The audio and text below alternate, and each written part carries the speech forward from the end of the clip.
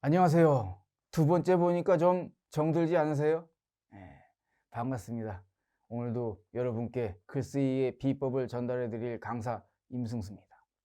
지난 시간에 그 역지사지를 해야 된다고 제가 말씀드렸잖아요. 그래서 다른 사람의 마음을 움직여야지 내 글이 좀 더 원하는 목적을 얻을 수 있다. 이 말씀을 강하게 강조드렸습니다.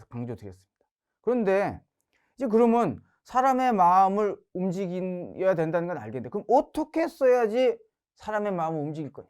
그걸 알아야지 이제 될 거 아니에요. 걱정 마세요. 제가 지금부터 떠먹여 드리겠습니다. 지금 나오고 있죠? 사람의 마음을 움직이는 글쓰기 비법. 이게 사실 제가 가장 많이 하는 글쓰기 주제로 가장 많이 하는 강의 주제이기도 합니다.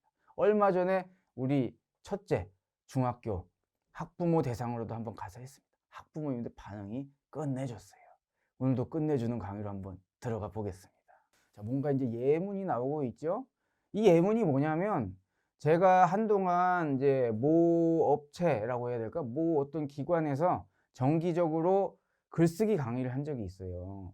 그때 제가 사람의 마음을 움직이는 글쓰기 비법을 강의를 한 후에 그분들에게 과제까지 내드렸습니다. 어떤 과제를 내드렸냐면, 자신의 장점에 대해서 한번 써봐라. 그리고 읽는 사람에게 야, 이분은 진짜 이런 장점이 있을 것 같다 라는 생각이 들도록 한번 써보라, 이렇게 이제 과제를 드렸어요. 그때 제가 받은 여러 가지 과제문이 있는데, 그 중에서 제가 두 가지 과제문을 지금부터 이제 읽고 보여드릴 텐데요. 여러분들 이건 뭘 하셔야 되냐? 제가 이걸 한 편, 그리고 그 다음 편 읽어드릴 때 어느 쪽 글이 자기소개서로서 잘 썼느냐가 아니라 어느 쪽 글이 좀 더 내 마음을 조금이라도 더 움직였는지, 그거를 한번 속으로 한번 생각하시면서 들어보시면 좋겠습니다. 자, 그러면 첫 번째 예문 제가 한번 따라가면서 읽어볼게요. 저희 장점은 협업을 지향하는 것입니다. 학창 시절 방송부의 부장으로 활동하였을 때 방송부의 인원이 부족해 행사 진행이 어려운 상황이었습니다. 행사를 앞두고 마땅한 대안이 없는 상황에서 제가 영상 디자인부와의 협업을 제시했습니다. 기존 구성원과 약간의 갈등이 있었지만 효율성을 내세워 설득한 후 체계적인 역할 분담을 했습니다. 그 결과 팀워크가 잘 맞아 행사를 성공적으로 마칠 수 있었습니다.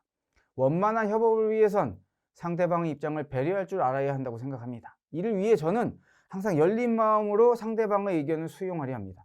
이런 저희 장점을 가지고 동료, 선배, 사회와 협력하여 조직의 목표가 실현되도록 노력하겠습니다. 자, 이게 예문 1입니다. 자, 그럼 이제 두 번째 예문을 보겠습니다. 이건 앞에 거보다 조금 더 길어요. 예문 2. 어머니는 다른 또래들에 비해 말 배우는 것이 느리고 어눌하게 말하는 저를 많이 걱정하셨습니다. 잘 못 말하는 부분을 지적해 주시고 바른 발음이 나올 때까지 계속 시키며 노력했었지만 차도가 없자 4살 때부터 대구 계명문화대 대명 캠퍼스 내거리에 있었던 언어치료실에서 치료를 받게 되었습니다. 3평 정도의 좁은 공간에 책상이 가운데 놓여 있었고, 내과에서 볼 법한 차가운 쇠막대기, 수술용 장갑, 수십 장의 단어카드, 거울, 녹음기가 놓여 있었습니다. 구석 책장에는 한 층이 전공책으로 가득 차 있었고, 나머지 공간은 소리가 나는 장난감들로 채워져 있었고, 그 방에는 30대 후반의 남성분이 의자에 앉아 계셨습니다. 그 남성분은 수술용 장갑을 낀 손으로 제 혀의 위치를 바로잡아 주시고 떡 노는 소리 내지 말라며 자연스러운 발음이 나올 때까지 계속 시켰습니다.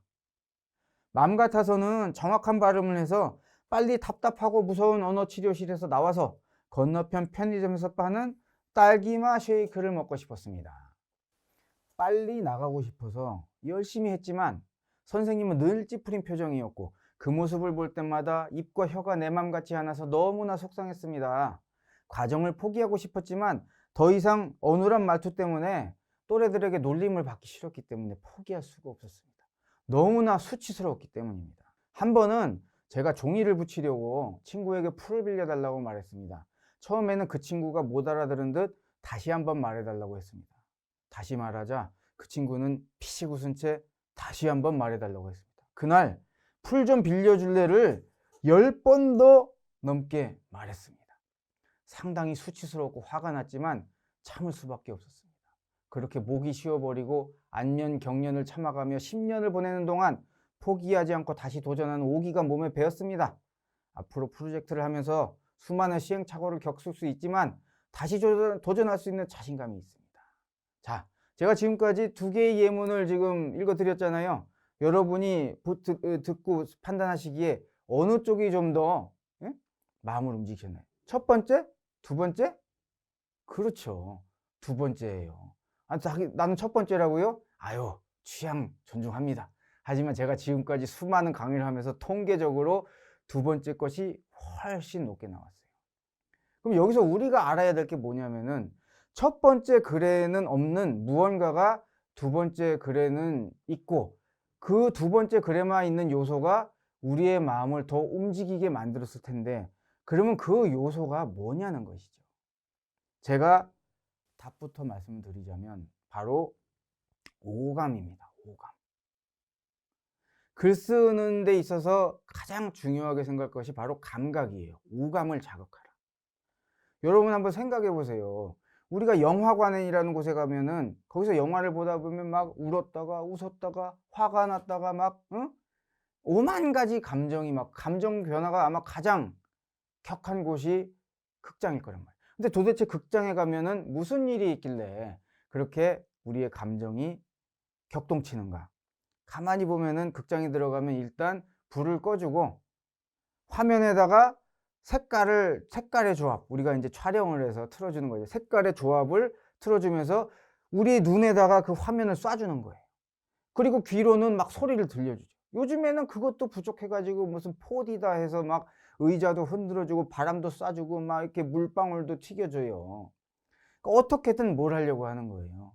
그 공간에 들어가면 무언가를 보여주고 들려주고 느끼게 해주고 감각기관을 끊임없이 자극해줍니다. 왜 그렇게 하겠어요?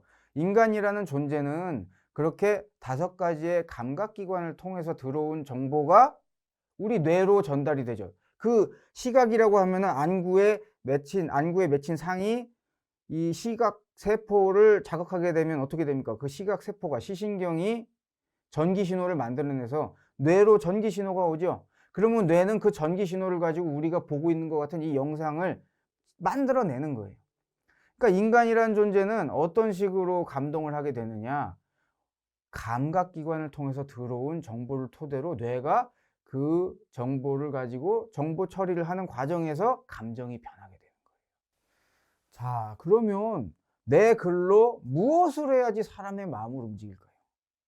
오감을 자극해야 되겠죠. 왜냐하면 사람이란 존재가 오감을 통해서 들어온 정보로 마음의 변화가 일어나는 존재니까요.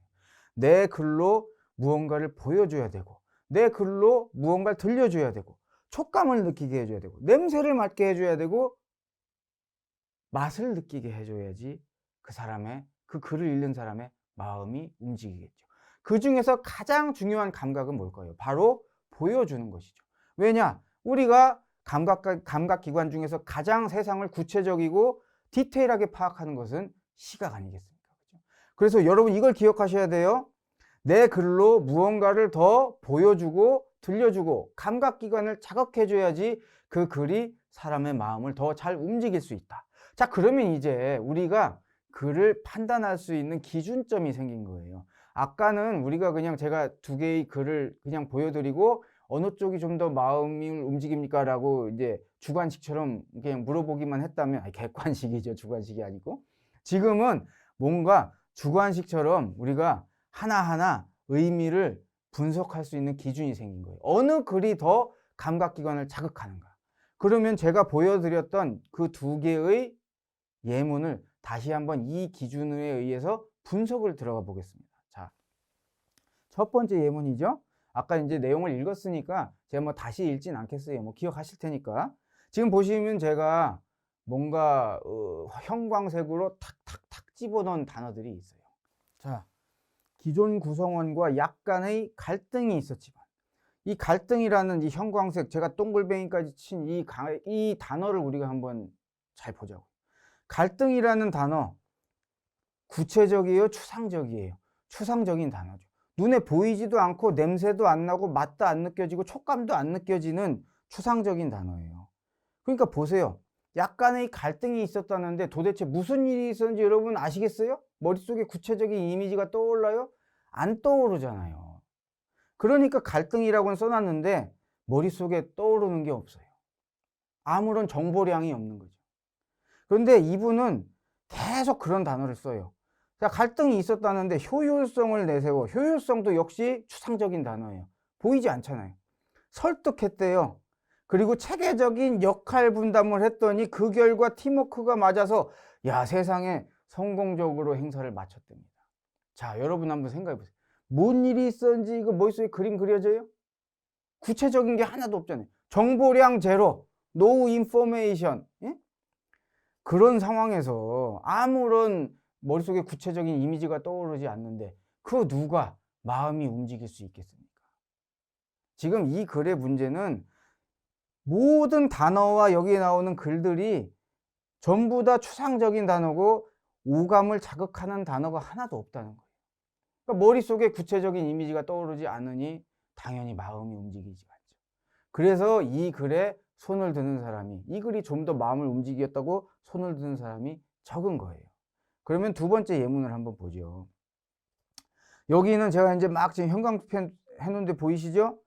그냥 좁다라고 할 수도 있는 거잖아요. 근데 그냥 좁은 공간이라고 하면은 얼마나 좁은지, 이게 30평짜리가 좁은 건지 뭐 5평인지 머릿속에 그려지지가 않는데 이 글을 쓴 친구는 지금 그냥 좁다고 하지 않고 3평 정도의 좁은 공간이라고 했습니다.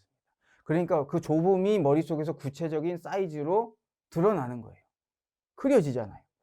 책상이 가운데 놓여 있고 내과에서 볼 법한 차가운 쇠막대기, 수술용 장갑, 뭐 단어카드, 거울 녹음기가 놓여 있었다고 지금 여러분한테 뭔가를 보여주잖아요. 언어치료실 내부의 어떤 분위기를.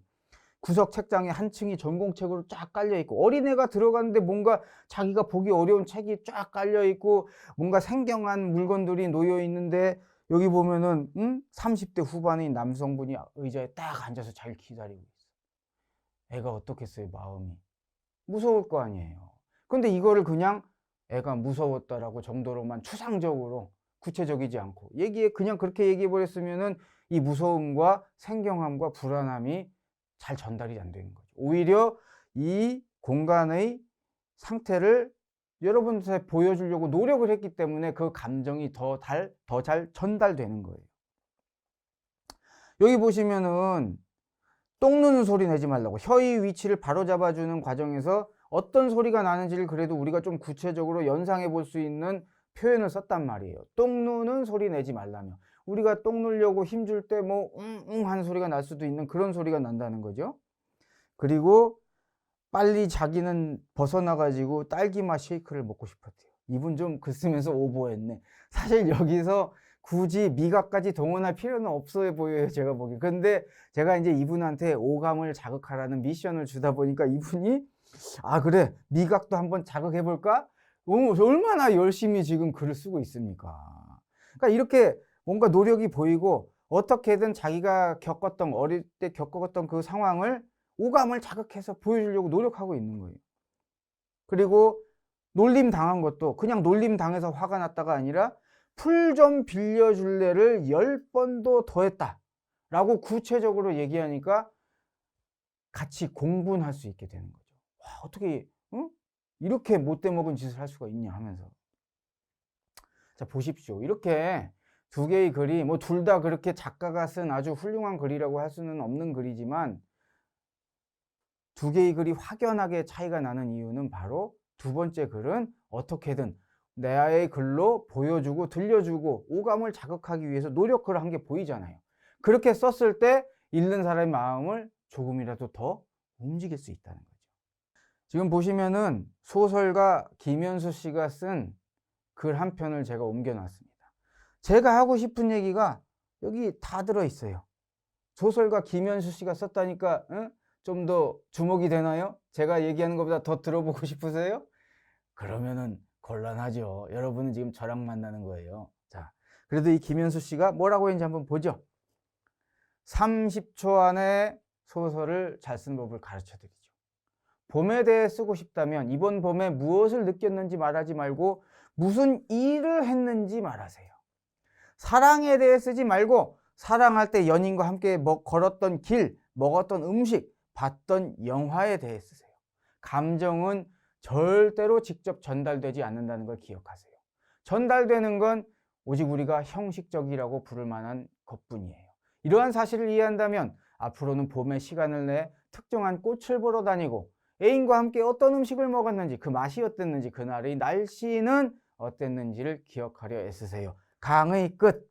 저는 좀 분석적으로 하고 있는 얘기를 이분은 좀 어떻게 얘기할까? 약간 감성적이고 문학적으로 얘기하고 계시죠. 그래도 뭐라고 얘기하고 있습니까? 결국에는 네가 사랑한다라고 얘기하지 말고 사랑하는 사람과의 있었던 일들을 자세히 풀었으면 그 사랑이 훨씬 구체적으로 전달된다는 거예요. 우리가 영화를 볼 때 어떤 사람이 어떤 남자가 어떤 여자를 사랑했다라고 막 얘기하는 것보다 그 남자가 여자한테 보내는 연애 편지를 막 쓰다가 구겨서 던지고 다시 쓰고 하는 그 모습을 보여줬을 때 그 애틋한 사랑이 훨씬 더 잘 전달되지 않겠습니까? 그죠? 그것을 염두에 두시고 여러분의 글로 오감을 자극하려고 노력하시면 되는 거예요.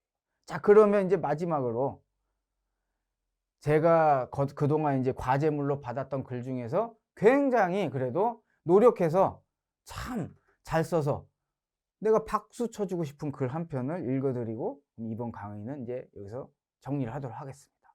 자, 세 번째 예문이 나왔어요. 여러분이 그러면 이제 같이 이 글을 읽어 나갈 때 그냥 아무 생각 없이 보지 마시고 기준이 생긴 거죠.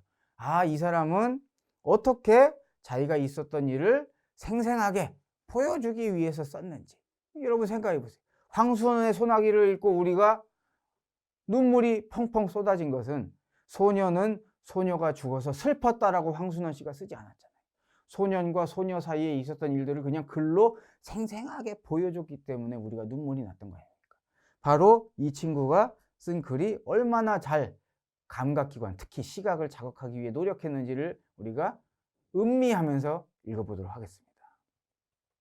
읽어볼게요. 한 번은 경기 중소기업지원센터에서 대학생 아르바이트로 한국 중소기업과 외국 바이어들을 연결시켜주는 일을 맡아 무역 상담회 개최를 도운 일이 있습니다. 5달의 준비 과정을 거쳐 대망의 무역 상담회 기간 중 정직원분이 펑크를 내서 인도 바이어분 29명의 저녁 관광 투어를 맡게 되었습니다. 펑크가 나서 다급한 상황에 그 옆을 지나던 저를 보고 상사분이 갑자기 투어를 맡긴 것이기에 일정도 아무것도 주어진 것이 없었지만 우선 버스에 탔습니다. 버스를 타고 10분을 이동했을까?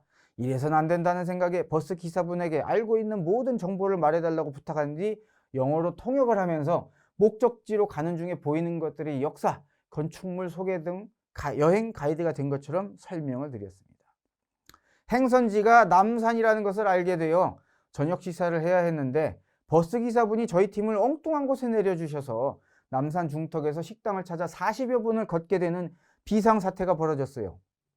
알고 보니 그 식당은 예약된 곳도 아니었고 버스 기사분이 아는 곳 중 한 곳을 무작위로 선정한 곳이었으며 뒷돈을 받았다는 것을 나중에 알게 됐습니다. 아무튼 말 많은 29명의 인도 비즈니스맨들을 데리고 그 산길을 걷다가 식당에 도착한 저는 허름한 식당 모습에 너무나 놀랐지만 침착하게 메뉴를 받아다가 채식주의자, 또 계란은 먹는 채식주의자, 고기를 먹지만 또 닭고기만 먹는 분 등을 나눠서 음식을 주문하고 저는 저녁을 먹을 새도 없이 열심히 서빙하고 그분들이 기호에 맞게 음식이 나오도록 총괄하는 역할을 했습니다. 남산타워를 올라가서 야경을 구경한 뒤 호텔로 돌아오는 버스 안 40분을 걸은 것부터 허름했던 식당까지 뭔가 부족하다는 생각이 들었어요. 제가 준비한 일정도 아니었지만 이대로는 안 되겠다는 생각이 들어 한국 관광버스의 특성을 살려 노래방을 틀었습니다.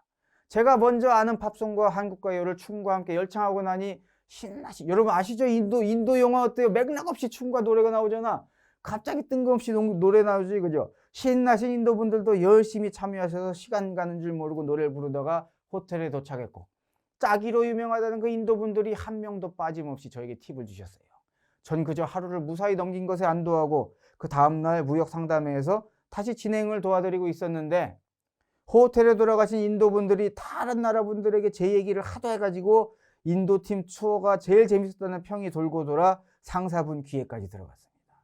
그 덕분에 무역 상담의 마지막 날에 선상 파티에서 고작 알바생에 불과했던 저에게 상사분은 300여 명의 전 세계 비즈니스맨들을 앞에 두고 인사말을 전할 수 있는 스피치 기회를 주셨고, 저에겐 열심히 일했던 아주 즐거운 기억으로 남아 있습니다. 보세요.